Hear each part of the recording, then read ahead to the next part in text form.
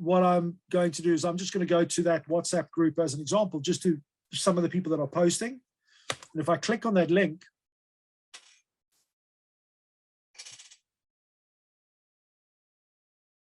anytime today, computer, what you'll see is I can now see these 17 individuals. Yeah. I can now see the posts that all of them have done within the last 24 hours and their latest post. So literally, I have a specific feed just for the people I want to engage with, because the danger on LinkedIn is it's so easy to get lost in your feed, because you'll see, you know, if it's me, for instance, I'm like squirrel, and then I'm like, off I go, and then I'll forget. And then when I look again, a half an hour's gone by and I haven't even finished the task at hand. So this reduces the noise and only gives you the feed of the people that you want in the feed. So I'm going to send you a link that you can go and edit, and we're going to all do this just so that you can actually set up your own in a few minutes. Yeah. But effectively, I can go through this and very quickly just go, you know, click see more and work through every single person in the group, and I can go and see whose posts they are. And I know I've already engaged with most of them, and I can literally just go through it. And when I get to the end, that's me done. I can see, okay, that's everything in the last 24 hours.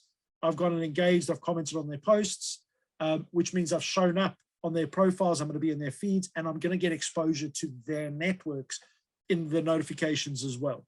So as an example, I'm going to send this link in the chat.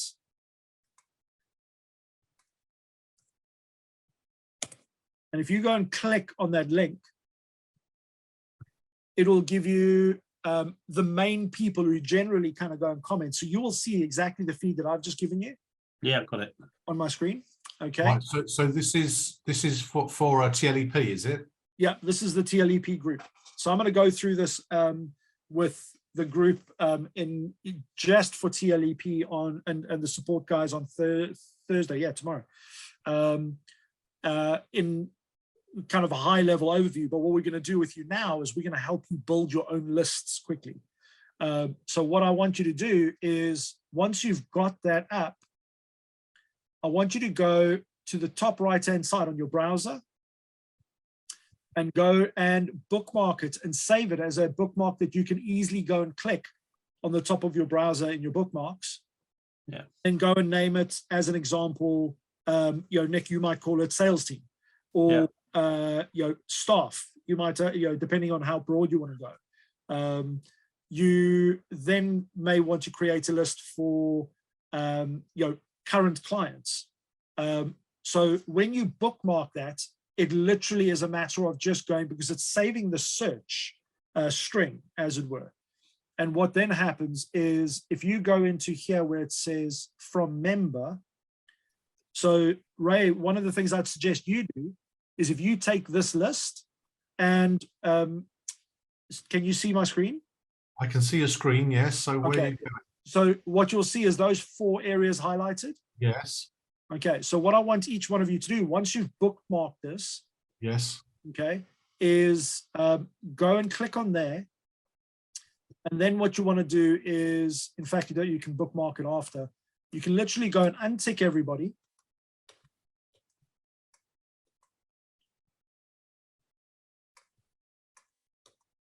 And this is a, you know, to set it up will take some time, but then once you've set it up, it's an easy go-to place for you to manage your feed. So now, if you go add person's name at the top, so Nick, as an example, if you want, what kind of list would be really useful for you to be able to see a feed of just that list? Well, not so much a person, but a company. So someone like AstraZeneca, for example. Okay, so then you can go, as an example, instead of doing add person, you can go company. From company, okay. Yeah. Yeah. And add a company's name, okay. Yeah, and then you can literally just put companies' names in, And then what will happen is it will show you the latest post and change it to latest, not top match. Yeah. Top match is AI driven, and latest is latest. And then you can choose last 24 hours, or you can choose the past week or the past month. Yeah. So once you've added a couple of names, they become tick names within the list. Okay, so as an example, I'm just going to go back a step. So if you do people, because you might, as an example, you might want to add directors of certain companies instead of the companies itself. So if I go, I'm going to show you Ray based on IB&G as an example, the networking group. So I'm going to go Romain. There's Romain. And then I can go and untick all, actually Brian's still part of that. He's part of that. But I can go and untick all of these.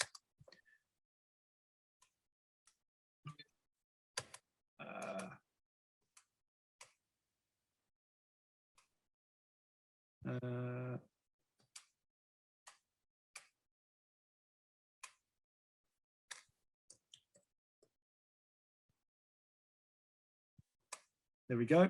So say I've now got that list, and that is it's just that list of maybe 4 people. Yeah. Go show results.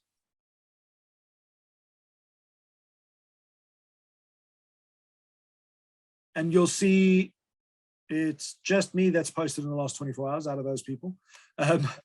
But I can then go and save this as IBNG. I see, right. Okay, cool. And I can go and put that under my daily tools, done. And then whenever I want to go and engage with the IBNG group, maybe I'm going, like as an example, if there's a meeting coming up in 2 or 3 days time, what I would want to do is go and warm up the algorithm by going and engaging with those people. So I'm already on the forefront of their minds before I go to the event. And then maybe after the event, I want to go and do that again and spend 5-10 minutes, because ultimately that network is your sales team. So by appearing on there, you're not out of sight, out of mind all the time. And if that's That makes sense. exercise you do with your network, that could be very powerful for you. So Nick, have you added a few company names? Yeah, I have, indeed. I have. And then just create a bookmark of. And then create a bookmark with those names, and then I'll add to that book. I'll add to that list, and then create a new bookmark each time I grow it, and then get rid of the old ones. Yeah, that's it. And the thing is, have some quick ones that you can go to of, I would definitely put your company, anybody that's active in your company on LinkedIn. Yeah. Or if they're not really that active, but they post every now and then, or maybe they comment. You want to, so I'm going to show you. So that's posting. So you can go and see. You can also go and click. If you go over here, you can go and have a look at. I mean, there's loads of other things that you can do, but this is specific posts for engagement.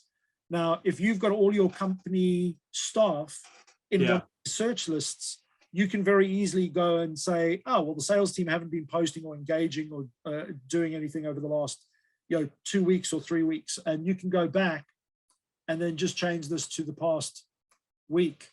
Right. And then I can all of a sudden get a clearer picture of who's posted, and then other people's posts will come in. Yeah, that's good. In there as well. So there we go. Ray posted last week. You can see I'm posting almost every day. Brian posted last week.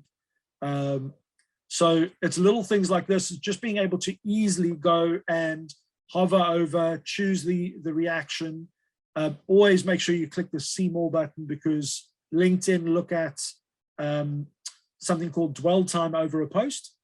So it's really important to be able to make sure that you've opened that post and then go and comment as prescribed 7 to 10 words minimum. And if you don't really know what to say on somebody's post because you're not quite sure if it's relevant, or sometimes people just post something that there's, other than saying, wow, it may not be more to say. What I tend to do is I'll go and highlight something out of a post, and I might just go and copy that and then go to the comments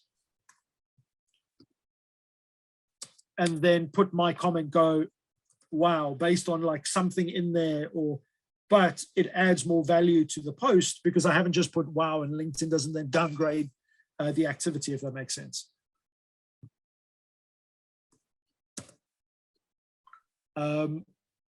Is that, you see how that can easily Yeah, that's become a really cool. yeah, that's really good. Mac, I have a question, which while Sure. it's fresh in my mind, I want to ask it. Like, a couple of weeks ago, you showed us, I think you called it like a content generator. I can't remember what it was called. Where you put keywords in and it generates content.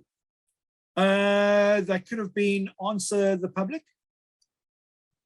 I don't know. There are a few. Ah. I'm just trying to think which one I would have gone through. You went through, Ray, do you remember? He put like a load of keywords in and it created some. Oh, you talk about the headline generator? Yes, the headline generator. Okay. Yes, I will share that with you in the chat now. Thank you. The other one is obviously that one with the generating when you kind of get everything coming off of the circle. Yeah, that's Answer the Public. Very powerful as well. Answer the Public. Yeah. Shit, can't write. Give me a second. Where it is? Here we go. Resources. Ray, as a designer, I guess you're an Adobe man. Are you Adobe CC or something like that? Yeah, I've got the Creative Suite. Yes. Okay. There's an application suite called Affinity, which is. Have you ever heard of it? They've just released a new universal license. So if you pay the universal license, it's about, I think the full price is about 80 quid. You get the photo, the designer, and the publisher, which is effectively Photoshop, InDesign, and Illustrator. Illustrator, thank you. But a universal license, so you can install it on your Mac, PC, laptop, and iPad as well. And it's a perpetual license. So, I mean, if you're already in bed with Adobe, it perhaps doesn't matter, but it's a very useful tool.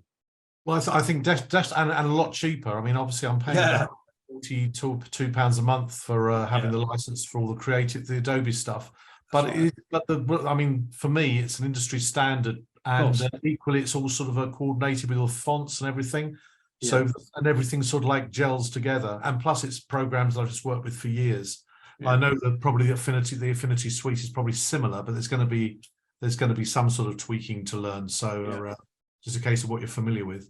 Yeah, that's why I love things like AppSumo when they come out with new licenses that give you a lifetime license as a first adopter, and it costs you next to nothing. And then when they roll out and they go public, all of a sudden it's whatever you paid for the lifetime license is a fraction of what the monthly peanuts, reoccurring charges are. I suppose it's a case of whether they make sure all their subscribers, they're kind of like they get their material sort of updated regularly enough for whatever's coming along and how it's supported. It's hard enough with the likes of Adobe because they let people down all the time. There was a huge problem with InDesign at the beginning of the year, and they knew there was a problem to fix. They had to fix something, but they took months. Absolutely months trying to fix it.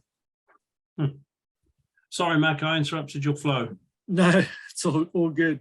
Where was the generator.com? What I didn't get, Mac, on your thing about with the stuff, I've got setting up an IBNG group, for instance. I've kind of like used your list. I've turned everybody off. I've added some more names, and then you show results. For 20, does it have to be 24 hours or for any amount of time? You can choose any amount of time. Okay. I would recommend the 24 hours as the standard, because that way, if you can always change it for longer if there are no results. Okay, so I've got the results for the 24 hours. So I've got my list of 7. Or the people that I've got in that list so far, but then how do I save that then as the IBNG group? Because you then save it as a bookmark. It's a new bookmark, Ray. Are you on Chrome? I'm in Chrome, yeah. So I've just Yeah. got a bookmark Top right manager. inside, hit the star. I don't do that. I could do that, I suppose. Yeah. So this is just a workaround, but basically you hit the little star And call that IBNG. call it IBNG and save it in a place that you know you're going to be able to find on a daily basis. I just have mine literally just off the top of my search bar. So I've just got a folder there that I click on daily activity, go in 5-10 minutes. I can see what's going on. And it's like when you go through the newspaper, you're just looking at headlines. Sometimes you just want to know what's going on in your industry or just what's going on with the people in a group. And you can then, if you go and catch up, you go to a networking event, because you just browse what's been happening in their week. Conversation starters are so easy. You can say, I see you went to this and you went to that, you went, and it's very easy to then, move on the conversation. Whereas most people just have no idea. Right. Okay. I'm playing with this, so I'm just making sure that I understand how it works. So, and also, Nick, for your sales teams, when they go to expos, it's very easy if they build a list like that. And you can just share the search list, by the way, and then they can go and edit the search URL. And then literally before they go to an expo, they can just go and just take 5 minutes and scroll through the feed and see who's saying what about what. And then they go, okay. And it's so easy to head into conversation, see what the competitors are doing, all that kind of stuff. So you can build a competitor feed. By the way, I've got my Sales Navigator working. Thank you. Good. That's good. All good. So Sales Navigator, I'm going to, in fact, I need to check, but I'm going to be running a Sales Navigator training specific, so that we can go into quite a bit of depth and quite granular searches on LinkedIn. Have you used Sales Navigator in depth before? No, not before 2 days ago or whatever it was. Okay.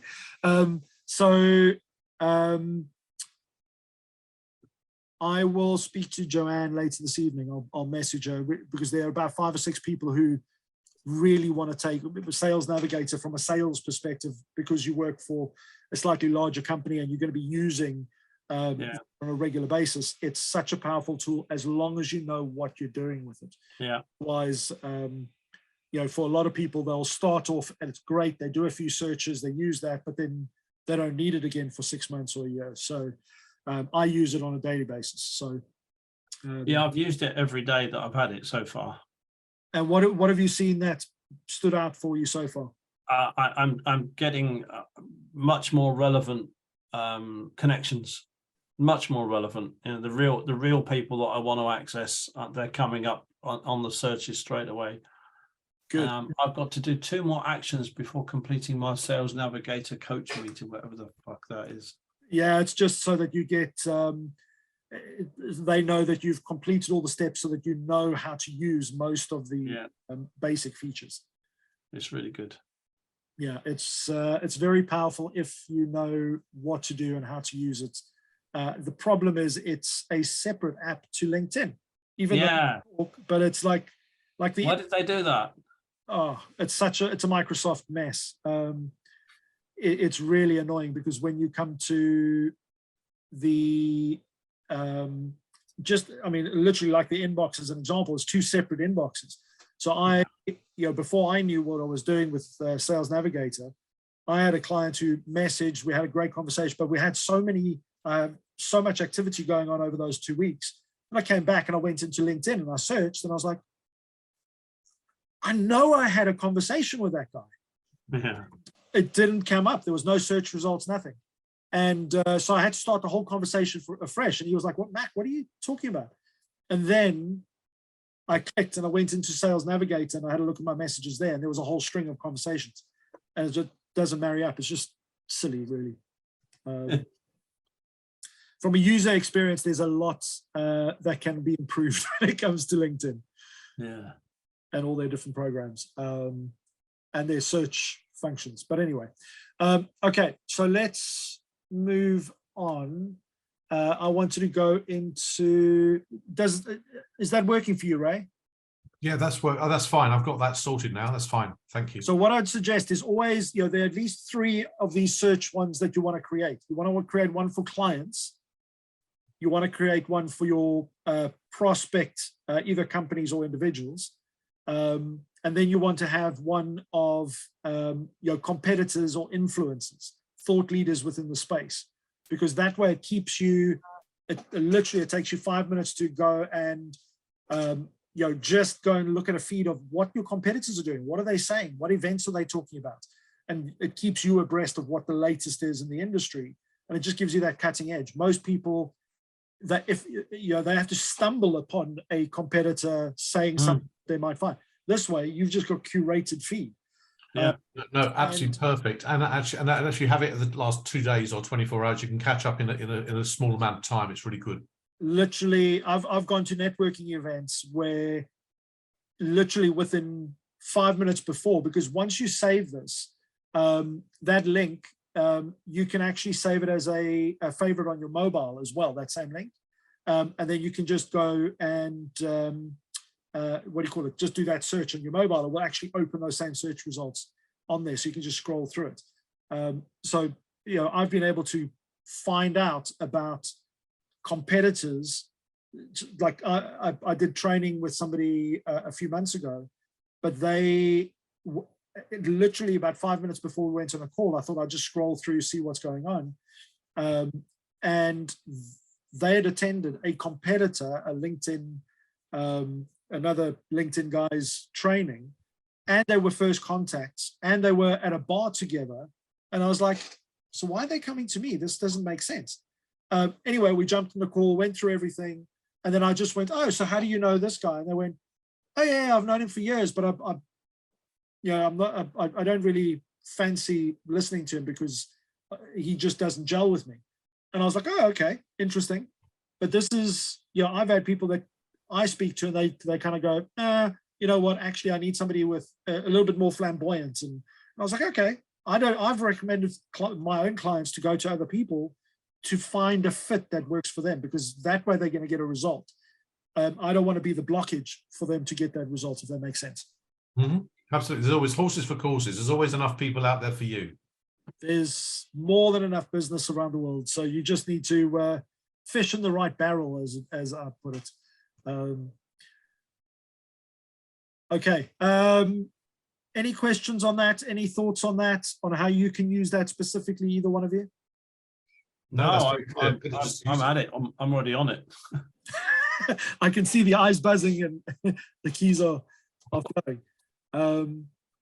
So that will make a big difference. Ray, when you look at things like your posts, the reach of your posts and things like that, you don't have to post on a regular basis to have access to reach, because your comments will also be seen by other people. But even if you comment 5 days a week, as an example, and then you only post 1 day a week, LinkedIn still sees that you are active every day. So by doing this, you're going to be very targeted as to the audiences that you're going to go and engage with. And it's going to be a lot more value to you than going through a normal feed where probably 30, 40, 50% even is just stuff that you're just not interested in and is not relevant. No, that's fine. And as you were saying, there's no ads in it. Well, no, there's no ads, and plus the same adage, I suppose. If you're kind of like commenting or doing something 15 of something every day, that's about it, isn't it? What do you mean? 5, 5, 5. Yeah, I mean that's just to keep it simple.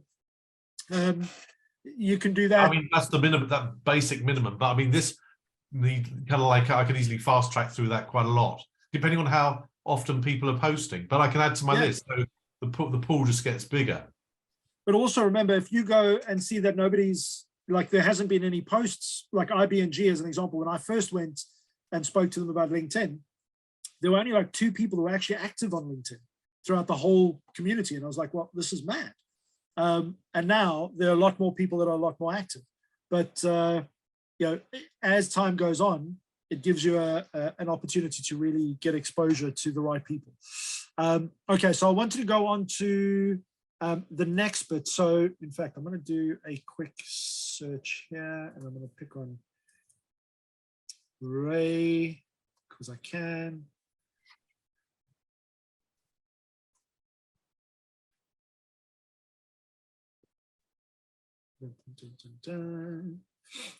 So Ray, quick question. Yeah. With clients, I'm assuming you've had clients in 2022? Yeah, a few. Okay. Not very many, but a few, yes. Okay, so the reason I'm asking is if you go and have a look at, and I'm just going to share screen. You can tell me to, you can show me some signs that are not appropriate if necessary, and I'll edit them out. But basically, if you go to recommendations, one of the things that you want to do is, everybody's different when it comes to recommendations. Some people only work with 3 or 4 clients throughout the year. Some people work with 100 clients throughout the year. So there's no kind of minimum number over a period of time. But what you do want to do is you want to show people that you are active and you've recently done good business, and people have appreciated that.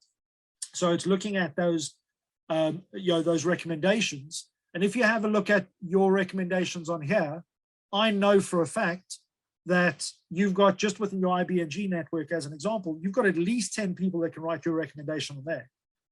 Yes, I've asked. I mean, the people are not reluctant, but people do forget. So you've got to be quite a pushy. Yeah, absolutely. But also remember, there are a lot of people that you've done ad hoc business for, where they've, you've done like demo stuff for them. They can also leave you recommendations, those free banners that you did for some people as well. Yeah, I know. I mean, that every single one of them, if they've got a banner with your Helix design on, there should be a recommendation.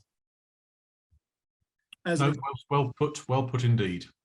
So, if you have a look at this, I think you've got, my recommendation was the last one. Before that, it was Suzanne, and that's in June 2021. So you want to be able to keep this flow going. Now, when it comes to Christ, don't look at mine then. I think okay. I've got one from about 20 years ago. Well, this is the whole thing, isn't it? I mean, so this is why the next section that I'm going to go into with you now is so important. So recommendation template. Now, firstly, the reason that people don't give recommendations, and it's normally quite hard to get them, is because people don't like letting people down or saying something.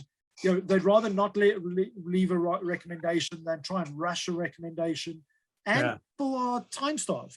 So, I know a lot of people that I've gone to and I've asked for a recommendation. They're going, it's on my list. It's a thing to do.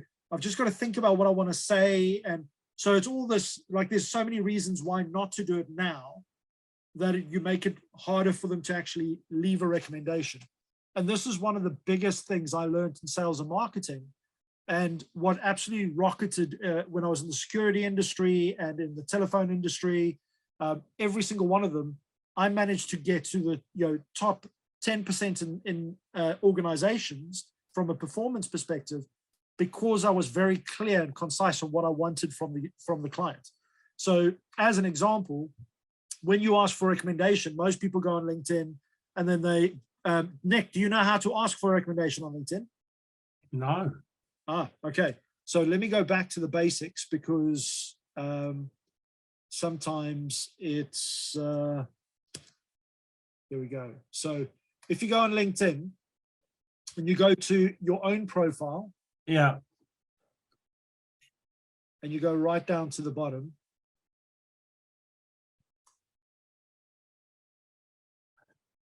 Yeah.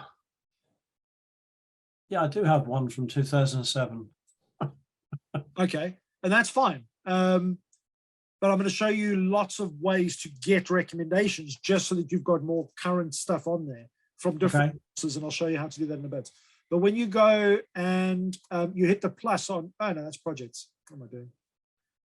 Come on. Did I scroll past recommendations? Oh, there we go. So you can go, I've got pending ones as well. So ask for a recommendation.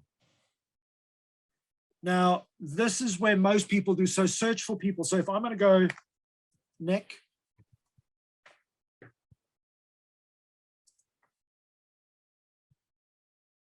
let's see, there we go.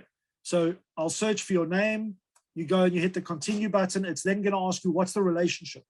And this, you've got to be careful at how you select these, because LinkedIn, you know, these two are so close to each other that you can click the wrong one, and then all of a sudden I'm one of your clients as opposed to you one of my clients. Right. So I go, Nick was a client of mine. Then you select the position of the company, so you can go right back if you want to. But that recommendation is still going to show up at as a current recommendation, regardless of where the previous position was. There we go. Yeah, I've got that. Yeah, recommendation, please. Yeah. Okay, but now everybody, and the reason that so few people get recommendation is they just go send. Send, yeah. And people get it and they go, oh, okay, well, I don't want to say anything nasty, and I want to say something nice, so let me think about it. And I promise you 5 minutes later, it's out of their mind. They've forgotten about it already. Another email comes in, they're doing something else. Exactly. So what I tend to do is I use this format. So I would go and, hold on. And in fact, I'm going to send this to you next so that you've got that on there. Right. I know, Ray, you've already left me a recommendation. Yeah. Staying. You're going. 1 second. Right. Be careful, drive carefully. I will do. All right, see you soon. Bye-bye.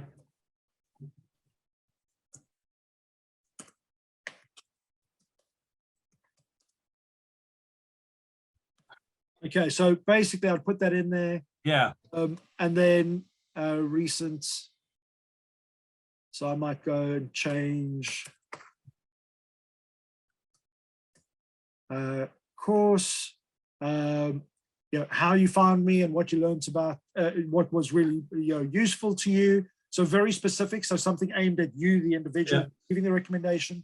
The second is why others should attend. Work with me, yeah. Yeah.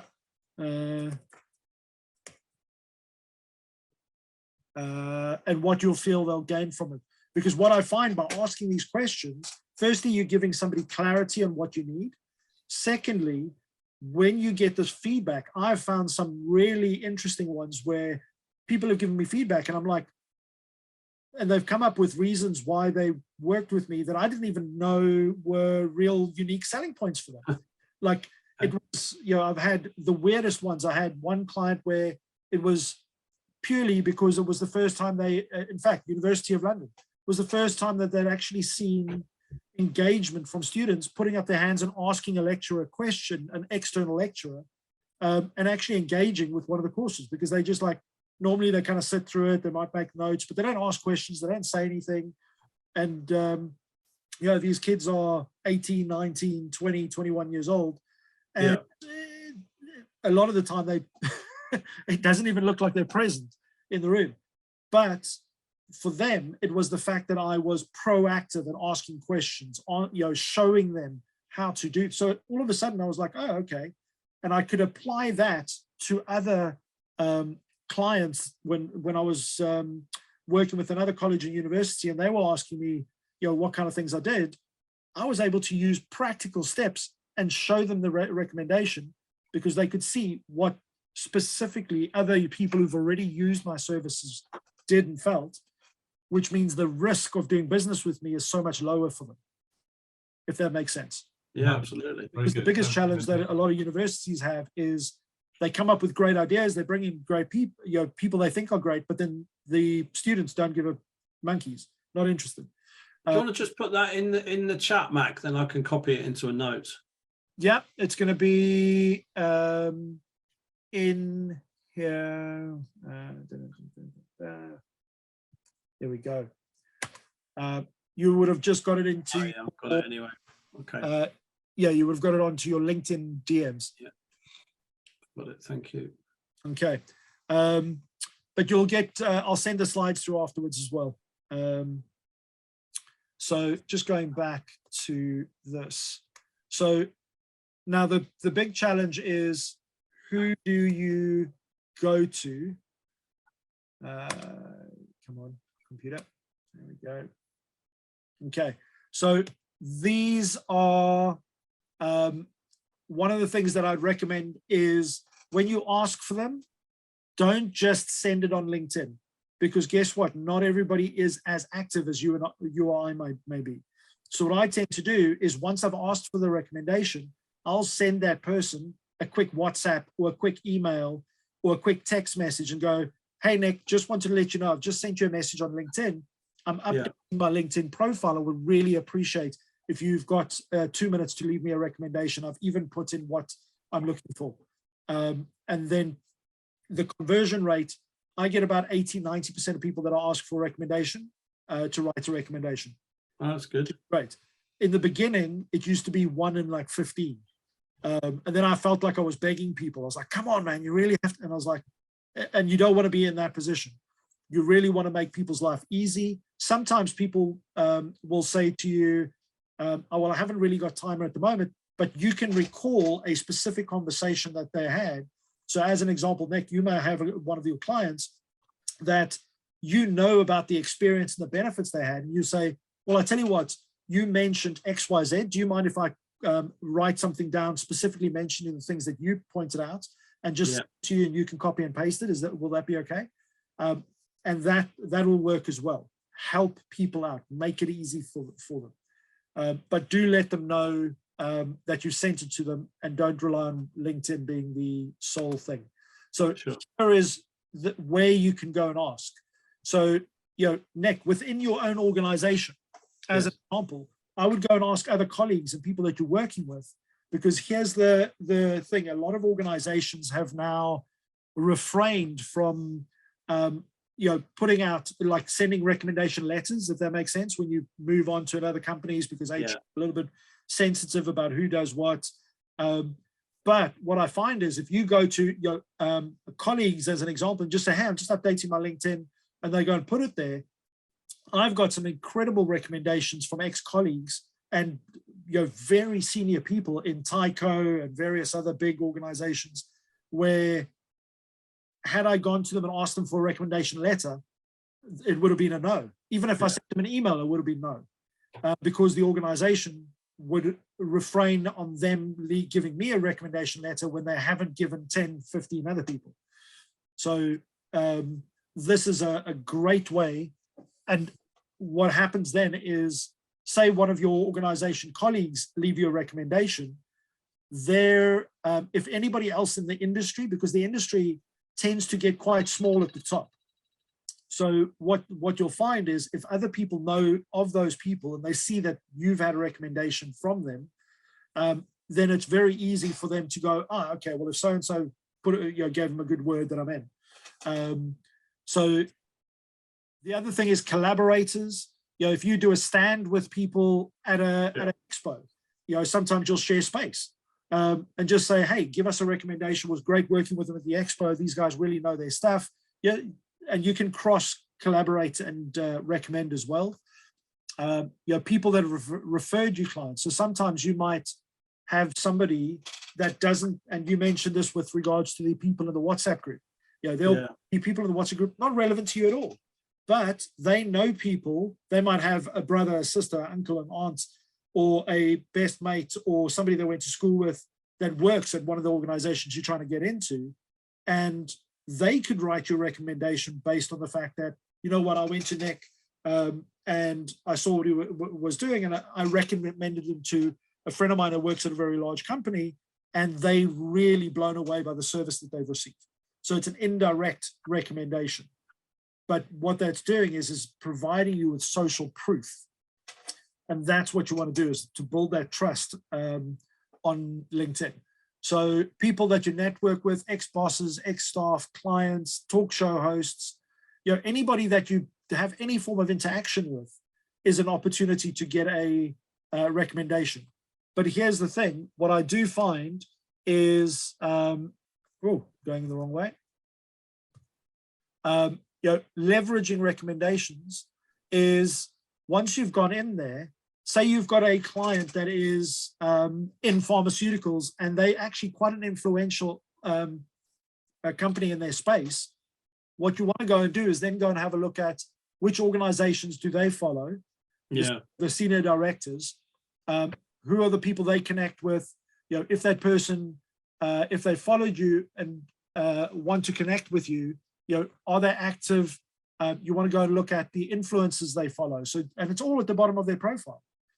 Now, what happens is once I get that recommendation in, and say I go and do a post just to say, hey, Nick, thank you so much for the recommendation. And then I give your company a shout out saying, hey, you know, I just got this recommendation. It's great working with Nick. You know, these are the amazing things that the guys do at Nick's company. If this is something that you guys need, please go and check them out. Now what happens is all the other people that are affiliated with you, they'll see you being tagged in that post. They will comment, and some of your competitors or some of the people that are in the similar industry may look at it and go, oh, hold on, I know Nick's really good in that industry. And if he trusts Mac, then maybe we should also be working with Mac. So it's the Jones effect. So, you know, all of these things, people that you've volunteered with, look at groups, because it's all about, it's not just about the sale, it's also about reputation. So this is where, you know, on that recommendation side of things, getting something that's recent and an experience that shows that you've added value is, you know, it's so valuable. And it also helps your SEO side of things on Google, because it shows that other people are endorsing and saying that you're an expert as well. Any questions on that recommendation process? No, it's good. Yeah. Yeah, perfect. It really is very logical, very simple, but most people overcomplicate it. They try 2 or 3 times and they give up. The key thing is make it as easy as possible and use all those resources. You know, even indirect stuff, because you might do a lot of, there's a lot of us do a lot of free stuff. So you'll go to expos and do demos and you'll get people to talk to you and ask questions, and they actually take away valuable information, but unfortunately still don't necessarily do business with you. You can exchange that for a recommendation. So you can say, hey, well, you know what, I'm happy to help you with that. I know you're not potentially in the market to buy right now, but if you like the demo and what you see, I would love just a quick recommendation on what you think about our product or our service. Great. Yeah, it's just an exchange. No, I think that's very fair. I mean, it's a very fair way. And equally, the nice thing about that is as well, is once they've actually constructed a recommendation for you, they're going to think more highly of you once they've actually had it sort of like posted, because they actually had to spend the time to actually, in their mind, sort of like construct an idea about you when they were writing it. Absolutely. I mean, to give you an example, one of the things that led me to be invited into multiple podcasts that I've spoken on was beginning of last year. There's this guy Jason in Northern Ireland who's a international sales trainer, and he's been following my LinkedIn posts for ages. And one day he was like, "Hey Mac, we keep commenting on each other's posts. I'd love to have just like a half-an-hour chat with you." And I was like, "Yeah, sure, no problems." And we just caught up and had a bit of a chat. And all of a sudden he was like, "Oh, you know what? I had this issue with LinkedIn the other day, blah, blah, blah." And he just kind of did it in passing. And I thought, you know what? Here's an opportunity for me to give some value. And I wasn't expecting anything in return at the time. But I just thought, you know what? If I can show him that I know what I'm talking about, then at least he can potentially refer people to me in the future. You never know where a conversation is going to go.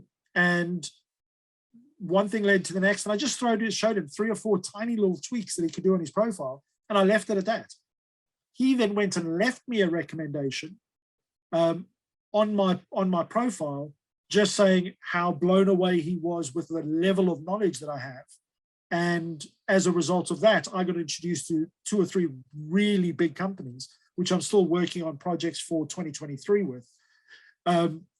And one of the guys, I ended up getting a access, which I think I might have shared with you guys, to a network group on LinkedIn of 12,500 connections that I was just like gifted access to. And I was like, wow, this is crazy.